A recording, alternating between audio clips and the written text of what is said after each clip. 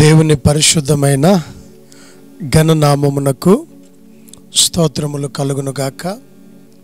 మీ అందరికీ మన రక్షకుడైన యేసయ్య నామములో అందరికీ వందనాలు.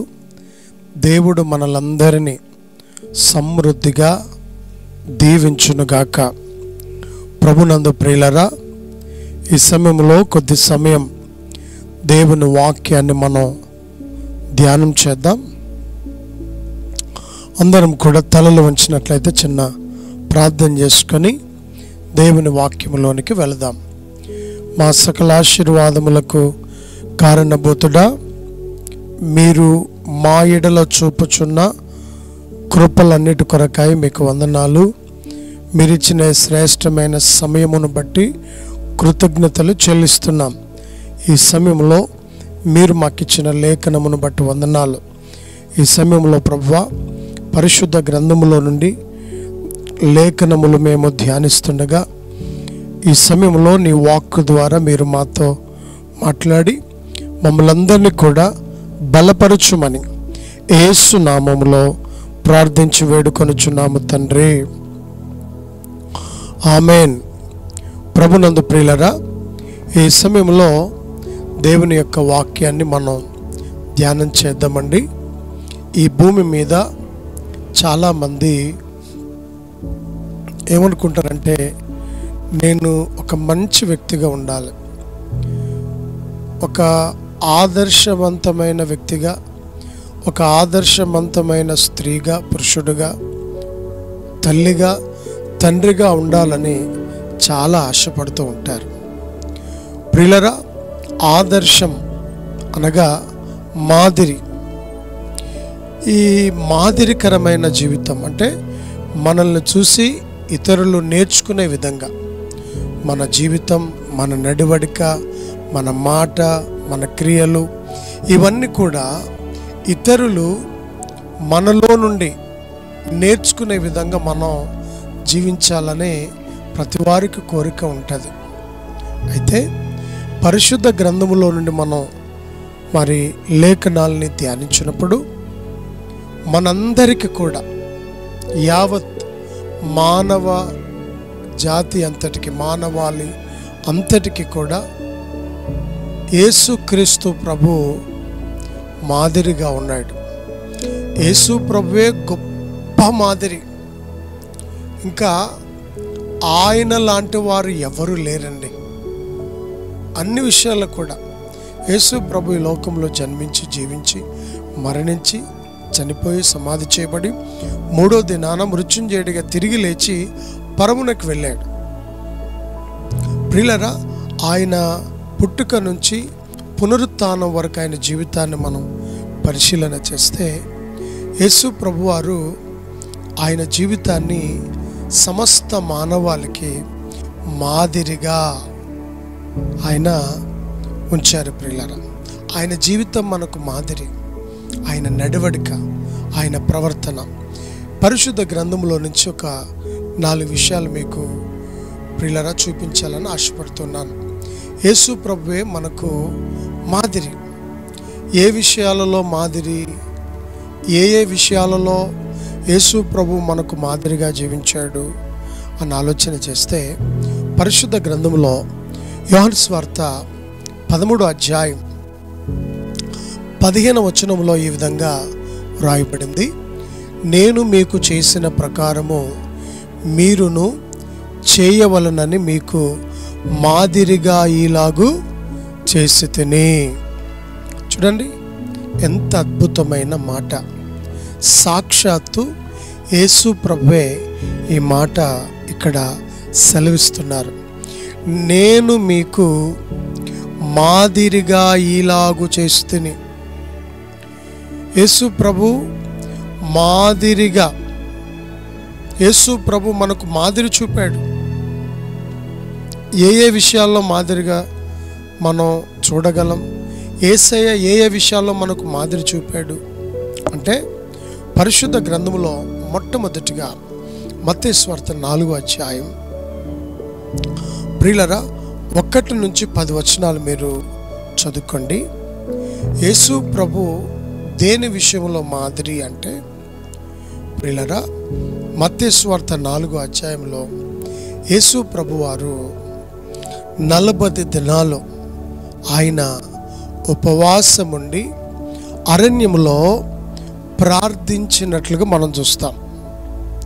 దేవునికి స్తోత్రం కలుగును గాక. మత్తయి సువార్త 4వ అధ్యాయము 1వ వచనం నుండి మనం చదివినప్పుడు, ప్రియులారా, విశ్వాస జీవితానికి ఉపవాస ప్రార్థన చాలా చాలా శక్తినిస్తుంది. భక్తి చేసే ప్రతి విశ్వాసికి, యేసు ప్రభుతో నడవాలి అనుకునే ప్రతి విశ్వాసికి ఉపవాస ప్రార్థన చాలా చాలా శక్తినిస్తుంది. ఆమేన్. ఎటువంటి శక్తి అంటే, ఈ జీవిత యాత్రలో మనం అనేక సమస్యలను, అనేక శోధనలను, అనేక విషమ పరీక్షలను, వీటన్నిటిని జయించడానికి దేవుని శక్తి మనకు కావాలి. యేసు ప్రభు అక్కడ 40 దినాలు ఉపవాసం ఉండి అరణ్యంలో ప్రార్థన చేశాడు. 40 days, 40 దినాలు.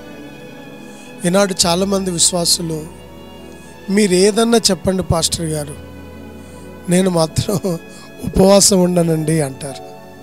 ఉపవాసం ఉండడం నాకు ఇష్టం ఉండదు అంటారు. ఆమేన్. దేవుని శక్తిని పొందుకోవాలి. శోధనలను, నిత్య జీవితంలో, అనుదిన జీవితంలో వచ్చే శోధనలను, కీడులను, పరీక్షలను జయించాలంటే విశ్వాసి ఖచ్చితంగా ఉపవాస ప్రార్థన చేయాలి. యేసయ్య 40 దినాలు ఎందుకు ఉపవాసాలు ఉన్నాడు? ఆయన ముందు ప్రియులారా ఎంతో ప్రయాణం ఉంది. ఎన్నో శోధనల గుండా ప్రయాణం చేయాలి. శత్రువును, అపవాదిని జయించాల, శోధనలను జయించాల, ఆకలిని జయించాల, మనుషులను జయించాల, ఎన్నో ఆటుపోటులను ఎదుర్కోవాలి. వీటన్నిటిలో విజయాన్ని పొందాలి అంటే దానికి ఉపవాస ప్రార్థన చాలా చాలా అవసరము అని అక్కడ ప్రభు మనకు మాదిరి చూపిస్తూ ఉన్నాడు. ఈనాడు చాలామంది, కొంతమంది భక్తులు 7 రోజులు ఉంటారు ఉపవాసాలు, 3 రోజులు ఉంటారు, 7 రోజులు ఉంటారు, 21 రోజులు, 40 రోజులు. ఇదంతా బైబిల్ క్రమం.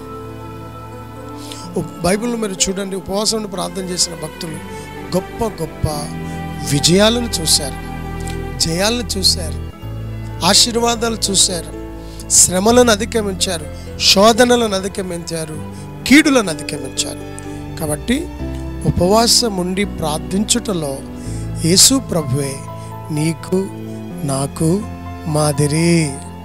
అందుకే నేను ఏమంటానంటే, బలం ఉన్నప్పుడే భక్తి చేయాలి. యువకులు, స్త్రీ పురుషులు, యవనస్తులైనటువంటి భార్యాభర్తలు, యవనస్తులైన స్త్రీ పురుషులు, మీకు బలం ఉన్నప్పుడు భక్తి చేయాలి.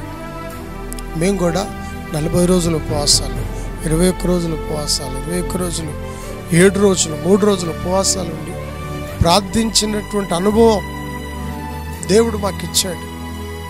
కనుక మేము యేసు ప్రభువును మాదిరిగా తీసుకున్నాము కనుకనే ఉపవాసాలు ఉండగలుగుతున్నాం, ప్రార్థనలు చేయగలుగుతున్నాం, జీవితంలో వచ్చే శోధనలన్నిటినీ అధిగమించగలుగుతున్నాం.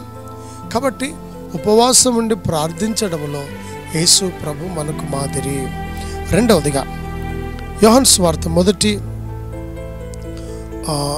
యోహాను పత్రిక 4వ అధ్యాయం 19వ వచనం మనం చూస్తే, మొదటి యోహాను పత్రిక 4వ అధ్యాయము 19వ వచనం మనం చూసినప్పుడు, రెండవదిగా యేసు ప్రభు మనలను ఎంత ప్రేమించాడంటే చాలా ప్రేమించాడు. ఆమేన్. మనము దేవుణ్ణి ప్రేమించలేదు కానీ దేవుడే మనలను ప్రేమించాడు. ఎంత ప్రేమించాడంటే ఆయన సిలువ మరణ మగునంతగా ఆయన మనల్ని ప్రేమించాడు. ఆమేన్.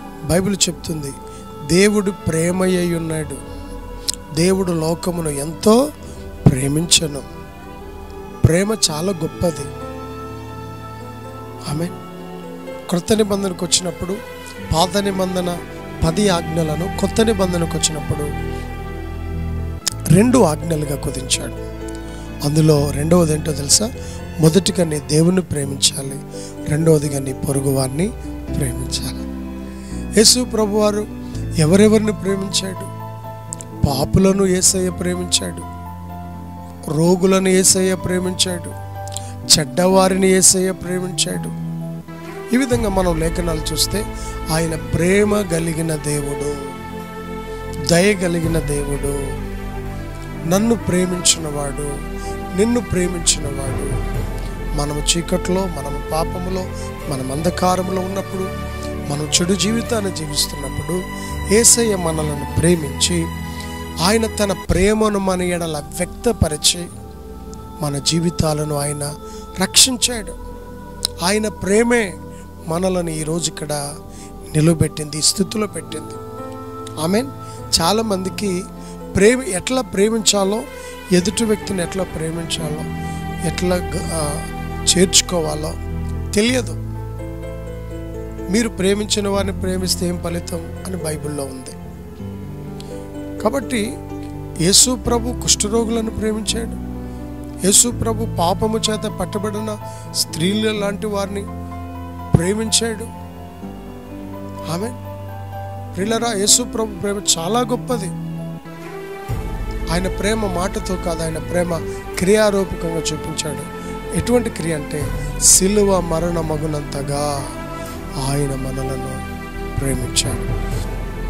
అందుకే మొదటి యోహాను పత్రికలో ఉంది.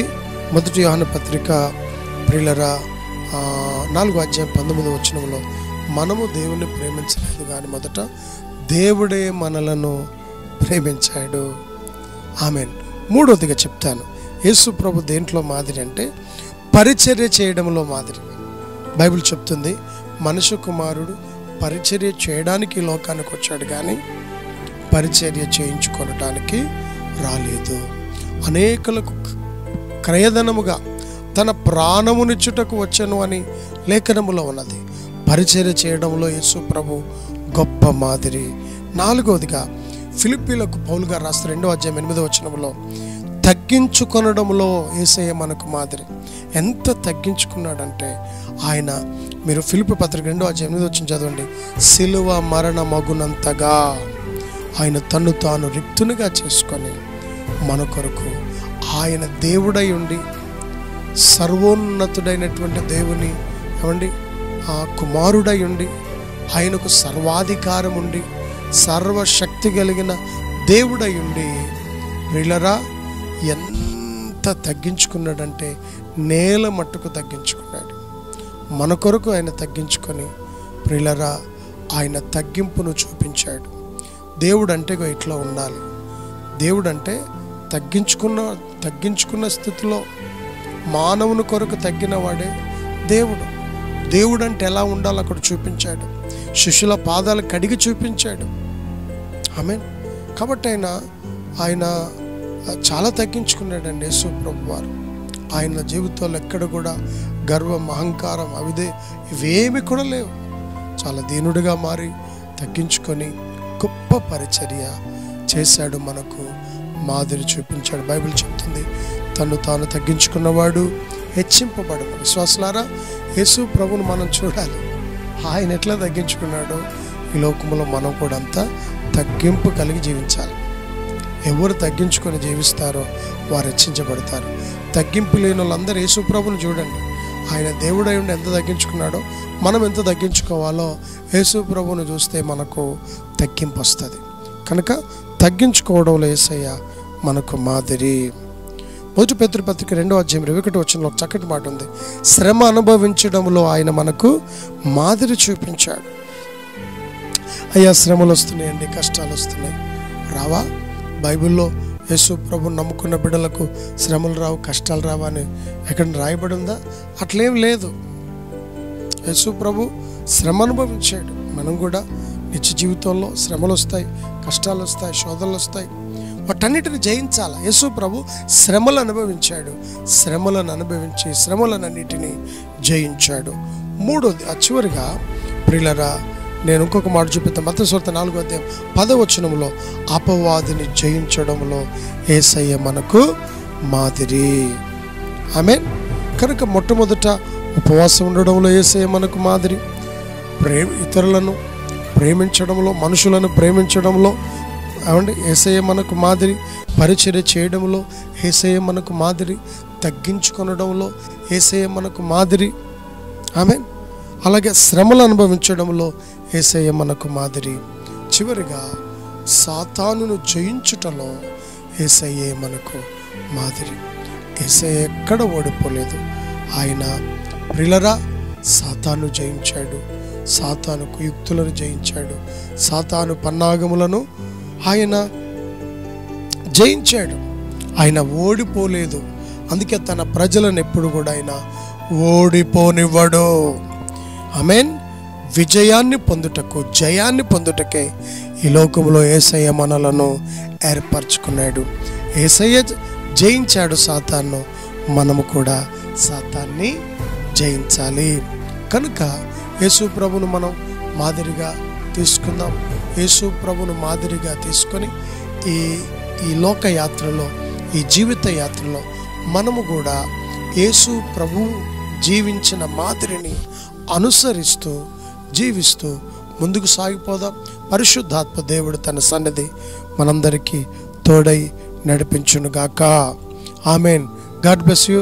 చిన్న ప్రార్థన. పరమ తండ్రి, మీ పాదములకు వందనాలు తండ్రి. ఈరోజు మీరు మాకు అనుగ్రహించిన శ్రేష్టమైన లేఖనమును బట్టి మీకు వందనాలు ప్రభువా. ఈ లోకంలో మాకు మాదిరి తండ్రి మీరే ప్రభు. స్తోత్రం.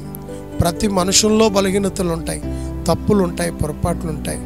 నాయన, నీ ఒక్కడవే పరిపూర్ణుడవైన దేవుడవు మాకు మాదిరి చూపడానికి ఈ లోకానికి వచ్చారు నాయన. స్తోత్రాలు. మేమంతా కూడా మిమ్మల్ని మాదిరిగా చేసుకొని ఈ లోకంలో జీవించుటకు, విజయాన్ని పొందుటకు కృప చూపమని ఈ వాక్యం వింటున్న నీ ప్రజలందరినీ ఆశీర్వదించి వారికి జయమును దయచేయమని యేసునామమున అడుగుచున్నాం తండ్రి.